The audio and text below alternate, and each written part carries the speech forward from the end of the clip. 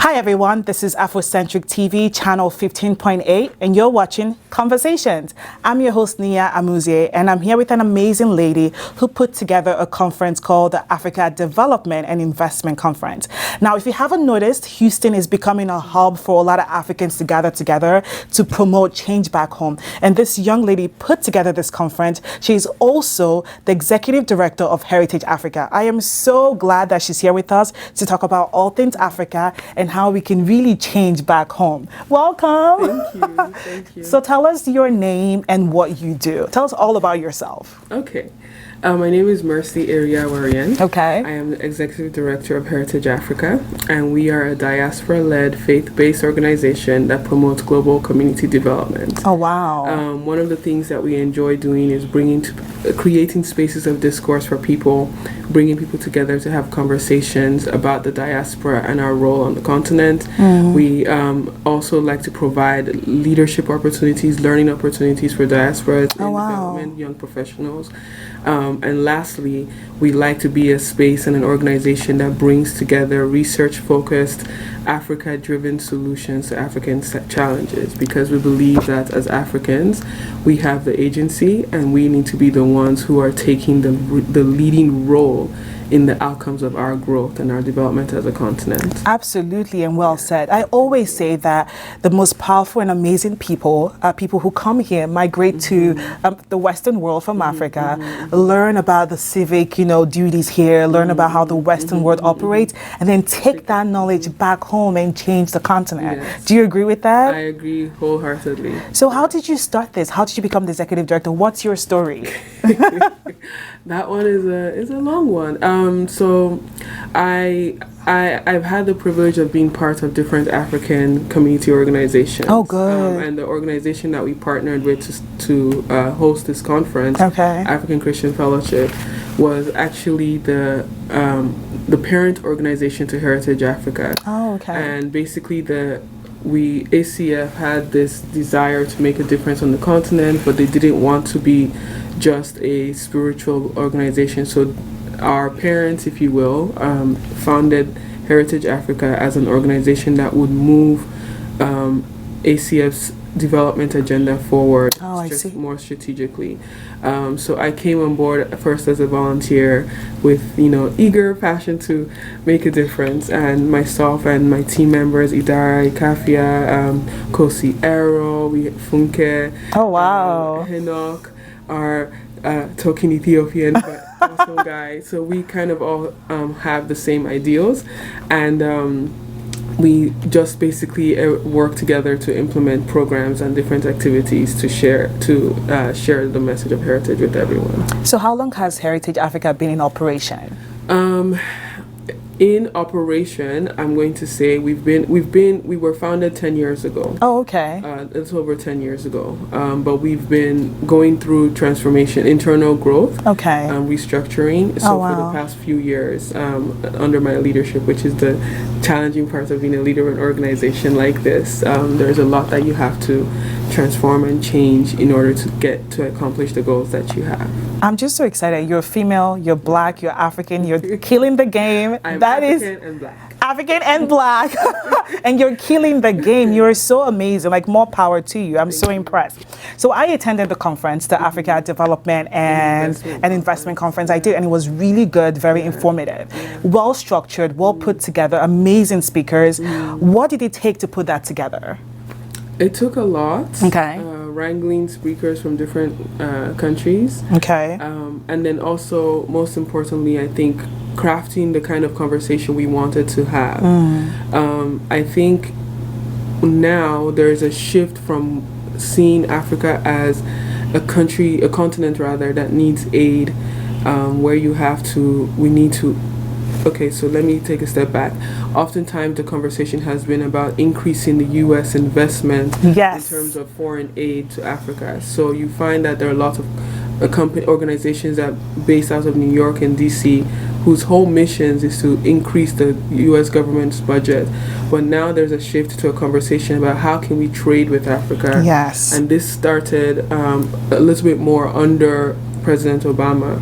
So it was really important that we bring together speakers who could give us insight into, if you want to invest on the continent, how do you do it? How do you go about it? Yeah. It was so amazing. So did you feel like you guys accomplished that goal? I feel like we accomplished that goal, but I feel like we have so much further to go. Do, exactly. Until the entire population of Africans in the diaspora are mobilized to know how they can make a difference, we won't actually be as effective.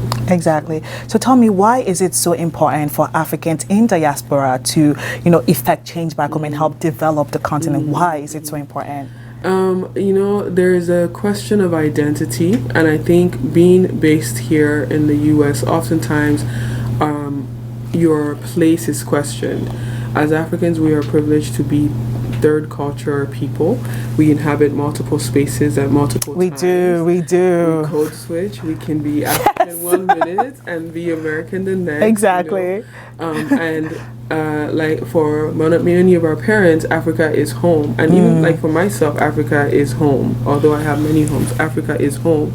So if my parents are going to retire to Africa, I want to make sure that where they are going to, I want to make sure that I also can live there. I want to be able to make an investment there. So we are the ones who are responsible for building our continent. And one personal motivation for me as a Christian, I've always been fascinated by the life of Nehemiah, who, when the book of Nehemiah starts out, he basically, a friend comes back from home and he says, how is home? And the friend says, home is horrible. The wall is in disrepair. People are destitute and poor. And Nehemiah was so heartbroken that he was like, something has to change. And so he went back. And so I've always been inspired by that. When we hear stories of what's wrong at home, we have a responsibility to say, what can I do to make a difference? And as Africans, we must do something. Right. Okay. So I really like what you said about how if you want to go back home, you need to create that good space that you want to live in or be in. I think that's really important. It really speaks a lot to me. But I think my biggest worry also is the fact that our government is not accepting of diaspora, in a sense, of people in diaspora. So how would you suggest that they incorporate people in diaspora in terms of policy making and decision making? What should the government do? I agree. Not all of our governments are hospitable towards hospital is probably not the right word, okay. or just are equipped or even thinking about diaspora, but there are some that are doing so. I think a very basic thing is the dual citizenship, because when you are a citizen, you have the right to vote. Of course, not everyone may vote, but you have a right to vote. You can influence public opinion. You have a voice. That is important. You also, oftentimes, you have a ease of access in doing business as a citizen. The other thing is different governments just need to implement policies that will allow diasporans to actually live and work and reintegrate into the society. Ghana, for me, is doing an excellent job. 2019 in Ghana is the year of the return. Yes. And the Ghanaians have been even more amazing in that they have extended it not just to Ghanaians, but to everyone of African descent. And they have a policy in place called, I believe it's called the Right to Abode, which allows you to come and live and work in Ghana. Are you serious? That is, it's massive. That's huge. And when you have things like that in place, it makes it easier for you to go back home, easier for you to go and start a business, easier for you to go and live, despite whatever structural challenges may or may not exist. So it's important for the government to include Africans in diaspora in decision making and policy making. Yes. You speak about Ghana. I think it's so good because I'm an Instagram person, right? And I saw that just last year they had the Full Circle Festival, right, where people of African descent, even African Americans who are of African descent, came to Ghana, had like a festival. A lot of actors and actresses were involved. You had Boris Kodjo, he was the one who led it. He worked so closely with the president of Ghana. So you're right. Creating opportunities like that could really help us. What other policies or ways can African government, involve Africans? What other policies could be implemented? I think there's so many depending on the different sectors. One challenge or one way I think would be for government to include the professionals, diaspora professionals in different sectors, perhaps at different ministerial levels, or maybe not ministerial, but for example, we have health is a huge issue on the continent. Huge, yes. So if we start having more conversations around how do we better our healthcare system, how do we create better mechanisms for delivering medication, how do we grant access to people to a good healthcare facility. There are many Africans in the diaspora who are already doing healthcare at home, whether it's going on medical mission trips.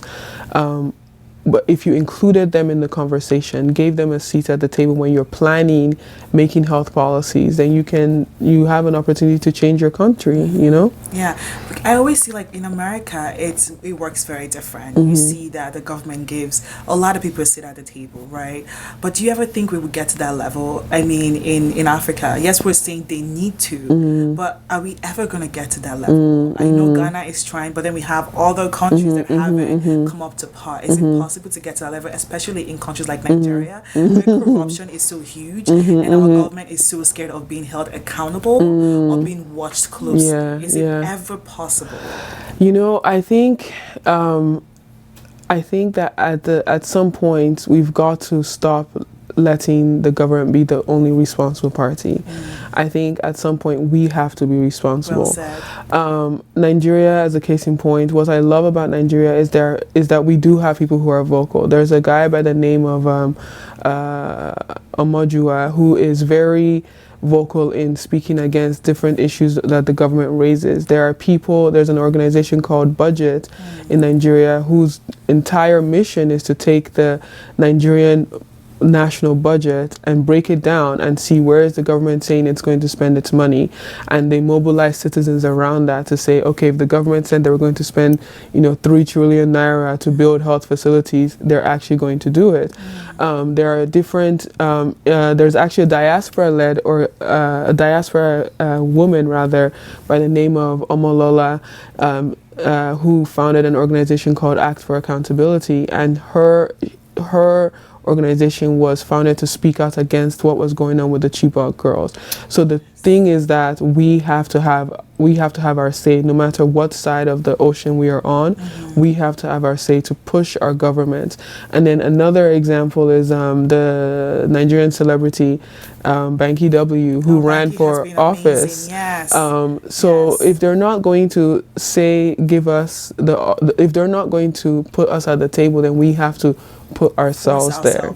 So I think we have agency as well as citizens. And I think unfortunately Nigerians, we like to just talk. Nigerians like to be safe. Nigerians just love life. You don't want to have to like push too hard, stress too hard, or even die for the sake of their country. But you talk about money, you talk about business. Why is trade so important in terms of developing Africa? Why is that an important tool? I think trade is so critical in developing Africa. We've got to move from the conversation around getting more aid and having more trade, because one, I like, again, agency. Two, let me give the example of what we call in Nigeria the bend down boutique, which occurs in other countries, and that's basically the whole idea that used clothes. This actually gets me angry. When you give your clothes to the Salvation Army or these other organizations, some of them, what they do is they will have the thrift store here and they'll resell. There's a resale market here.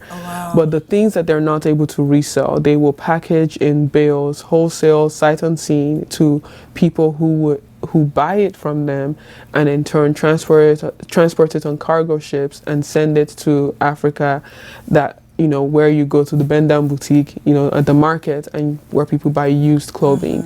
Now the thing is that when we do that, we have created an informal market for clothing, for used clothing, but we are now limiting our own designers, our own African-owned textile industries were making it difficult for it to grow. But imagine a situation where we were able to grow our own textile industries and sell those clothing in the US or in another country. That is trade. Now people on the ground are making money because they're able to have put their own creative input. They're able to add value to not just processing, cotton into the fabric, but they're actually able to add the design, add the other things that will give the product value. Wow. And so I think for that reason, we have to be promoting those kinds of interactions. Africans in the diaspora need to push for it, like with their local Congress people.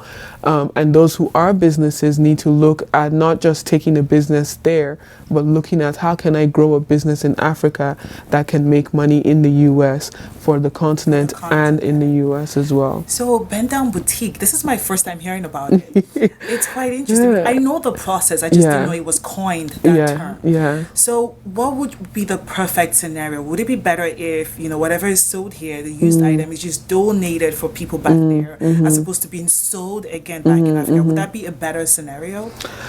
I think if donation, so charity should be like who is getting the donation. Okay. So for example, if you're donating to in places where there is a desperate need for clothing, then it's fine. I can get that's fine. I understand that. But when you're donating it, because think about it, you on this end as a consumer, you're donating it thinking it's going to do good. And in some cases it is, because so maybe the Salvation Army, for example, they actually use that money to go into programming that will be helping on the continent. But the issue just becomes like when it starts to transfer hands. It's kind of like the whole thing with plastics. That is a whole other conversation. Recently read an article about plastics, and I now feel that we need to do something about changing the way we use plastic in America, because how we use it here is going to impact us in Africa. It's already impacting us in Africa. Yes. So we just, and I think ultimately for me, the issue is just that we have to grow our own industries. As another example, South Africa, in my opinion, South Africa was able to develop to the levels it developed when it was forced to rely on itself under apartheid, because it didn't have access to trade. And while apartheid was bad, that was one economic positive for them as a country. But when we are relying on getting something so cheap so that we can wear it for cheap at home, we're not helping ourselves to grow. We're not inspiring the creativity that is inherent in us. We are incredibly creative as a continent. We really are. Incredibly. We are. And we need to actually just invest in that. Yeah. That is amazing. You're so intelligent. Do you read a lot? You do read a lot. I need to read more. I do need to read more. You read a lot. People need to read more. Get informed. Know so much. By reading, you empower yourself, and you can really effect so much more change. Now, during the conference, you guys used a lot of young influencers, like Nneka Chapo, who is the founder of the U.S. African Bilateral Chamber of Commerce. Yeah. Nneka is so amazing. I personally know her. Why is it so important to use young influencers? I noticed not just in Nneka, you also had Mazda Denon, who is, the right hand to the mayor of Houston, and he's super young as well. Why is it so important to use young influencers? I think young influencers are the people who are most often going to bring new ideas. It's not necessary to say that people older and don't have good, that. Yeah. But young people can sometimes find a shorter way to get to the same result. Yeah. And I'm just really excited about the young people that we have who are making a difference. So you mentioned Mazda, you mentioned Nneka. There's also the lady I mentioned earlier, Amolola. Yes, Sarah Kaba-Jones. Yes. Oh, gosh, I'm a huge fan. So many. Yes. There's who else am I thinking of? There are so many young people who started business. I can't remember the name of this young lady, but there's a lady who's based in Nigeria who started a company called We Cyclers to recycle trash in Nigeria. Started a whole business around that. There is Bola Lawal with Scholarship X, and he's like a Houston-based individual. Like, there's so many young people doing amazing, awesome things, and I feel like we need to get behind them, and we need to just continue to showcase them, and not only that, give them opportunities. Absolutely. Yeah. So there are a lot of challenges in terms of helping back home, and we know that. I mean, for one, Africa is known as being very corrupt, Nigeria especially, right? And that's the challenge that a lot of people in diaspora feel when they want to give back or help. How can we overcome that? What can we do to make sure that our funds are going back to the right place and being used by the right people? Even when you talked about the bend down boutique, you talked about how there's a chain that it goes through. You don't know who is getting the actual, merchandise or donation. So in that regard, we're also scared. We want to do more, but it's like many people don't even have a connection back home. So how do we get that? How do we overcome those challenges and just push through and start helping? I think that's a complex question. The first thing I want to say is I'm proud of Africans. We have to acknowledge the fact that Africans give. We are a generous continent. For example, U.S. foreign aid is most often less than 1% of the entire budget. Oh, wow. And recently, I want to say 2016, 2018, the amount that went out was around $46 billion, but it went to 200 countries in the world. Contrast that with the fact that Africans send remittances, and remittances are the money that we send back home to family, businesses, what have you. Africans sent $49 billion in 1 year.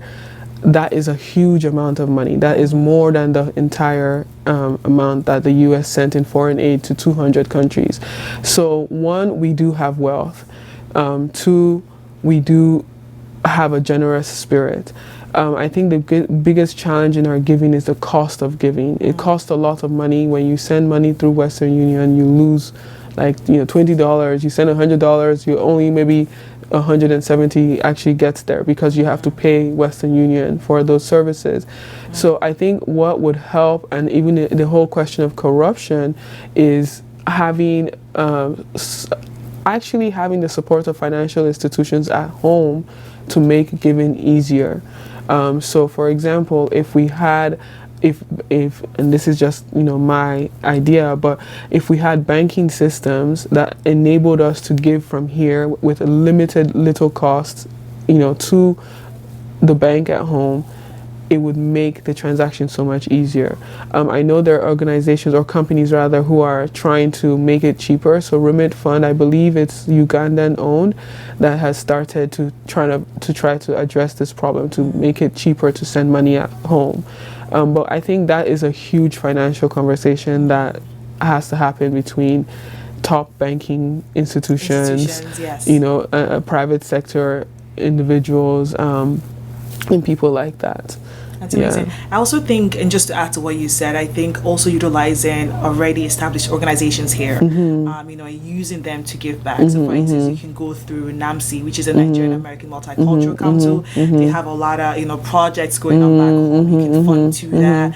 There's also UIU, which is the Umuibo Unite here in Houston. They also fund a lot of projects. I think also going through that avenue and that source, you can confirm for sure that your funds are going to the right space. Exactly. Okay. And those are great for philanthropic endeavors, because usually philanthropic endeavors can be targeted to specific projects, and I think that's really useful what you're saying. Wonderful. So in what way can we continue to support, leverage, and enhance diaspora engagement back home? I think no African should be without community. I think when you're in community, you know what the issues are, and you know how you can lend a hand, no matter how small. That is really important. Just don't isolate yourself. Don't come to America and forget that you're American, okay? or forget that you're African. Don't start saying, I'm from the east side of Chicago or Atlanta. No, you are African. first and foremost, we should just acknowledge Own that it. and own it, and be in community. And as frustrating as it may be in community, that is how we can make progress. So what advice would you give young people who want to, help and give back or be like you, Mercy? You're so inspirational. Young girls especially who just want to, do things back home. What advice would you give them? Start somewhere. One of my good uncles used to tell me that if there's something that really angers and frustrates you, Yes. you should probably do something about it. So start somewhere, and even start in your local, African community. One thing I really want to encourage us to do as Africans is to give back where we are, especially within the wider Black community. Oftentimes we can isolate ourselves and not want to make a difference. We just think, oh, we're just Africans, they're African Americans. Yes. But it's important to actually give back. And one of the things that Heritage Africa is working on and with ACF is to launch a mentorship program that is directed at African and African American youth to help guide people through the stages of their career. Because the huge challenge is that you'll notice that in other ethnic groups, like Jews, for example, Asians, they know how to service themselves. They do. So if you're looking for an internship, there's an Uncle Ruben or, Auntie Kim or whatever, who you can work at their dentist office or their doctor's office, and you start building like a career relevance from a young age. You have people who open doors for you. As Africans, we need to start opening doors for one another.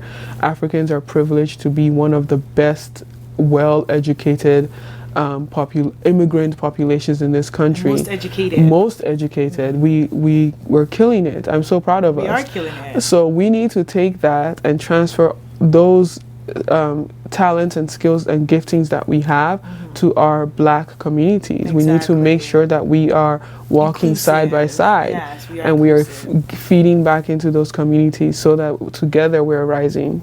And this is like off the topic. Well, not really, but I feel like just after the whole Wakanda craziness, a lot of African Americans are really seeking to connect back home, which is really good. So even media can be very helpful in terms of bridging that gap and connecting us together. Mercy, I just want to say thank you for coming. Thank you for the stopping by. You were so amazing. You were so inspirational. You're a powerhouse.